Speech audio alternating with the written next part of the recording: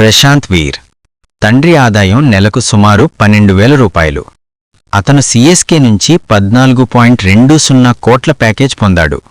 ఇక్కడే చాలామంది చేసే తప్పు మొదలవుతుంది. అతనికి లక్ కలిసొచ్చింది. అతను ఎక్స్ట్రార్డినరీ. మన పరిస్థితులు వేరు. ఇవి అన్నీ సౌకర్యవంతమైన అబద్ధాలు. అసలు తేడా ఏంటి? 1. కాలం ఎలా వాడుకున్నావు? ప్రశాంత్ వీర్ రోజూ ప్రాక్టీస్, రిజల్ట్ లేకపోయినా కొనసాగింపు, నో షార్ట్కట్స్. నువ్వు 3 సంవత్సరాలుగా అదే 18,000, అదే స్కిల్, అదే లెవెల్, అదే సేఫ్ జోన్. ఇది లక్ గ్యాప్ కాదు, ఇది డిసిప్లిన్ గ్యాప్. 2. రిస్క్ తీసుకున్నావా లేదా?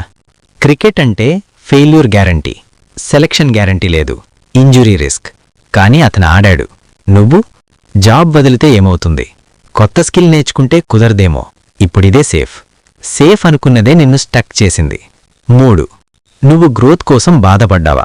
ప్రశాంత్ వీర్ గ్రోత్, గుర్తింపు లేని సంవత్సరాలు, సెలక్షన్ కాకపోవడం, సైలెంట్ హార్డ్ వర్క్. నువ్వు నెలాఖరు జీతం, వీకెండ్ బ్రేక్, అదే రొటీన్. ఇది ఎమోషనల్ విషయం కాదు, ఇది మ్యాథమెటికల్ రిజల్ట్. నిజమేంటంటే ప్రతి ఒక్కరూ 14 కోట్లకు వెళ్లరు, అది ఫ్యాక్ట్. కానీ 3 సంవత్సరాలు ఒకే 18,000 వద్ద ఉండటం మాత్రం నీ ఎంపిక.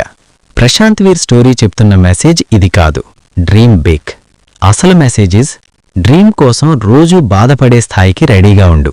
చివరగా కఠినమైన ప్రశ్న, నువ్వు నిజంగా అడగాల్సింది ఇది: నేను నా లైఫ్ని మార్చుకోవడానికి ఏం త్యాగం చేశాను?